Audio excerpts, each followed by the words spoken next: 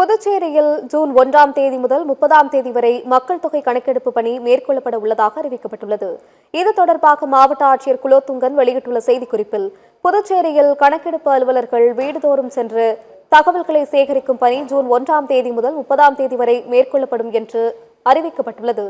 இந்த கணக்கெடுப்பின் போது வீட்டு அமைப்பு, குடிநீர் வசதி, கழிப்பறை, சமையல் எரிபொருள், மின்சாரம் மற்றும் இணைய வசதி உள்ளிட்ட மொத்தம் 33 விவரங்கள் சேகரிக்கப்படும் என்று தெரிவிக்கப்பட்டுள்ளது.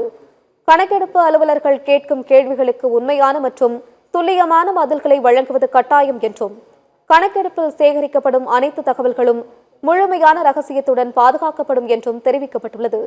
கணக்கெடுப்பு பணிகளில் ஒத்துழைக்காமல் இருப்பது, தவறான தகவல் வழங்குவது அல்லது அலுவலர்களுக்கு அனுமதி மறுப்பது போன்ற செயல்கள் சட்டப்படி குற்றமாகும் என்றும், இந்த விதிகளை மீறுவோருக்கு 1000 ரூபாய் வரை அபராதம் விதிக்கப்படும் என்றும் கூறப்பட்டுள்ளது.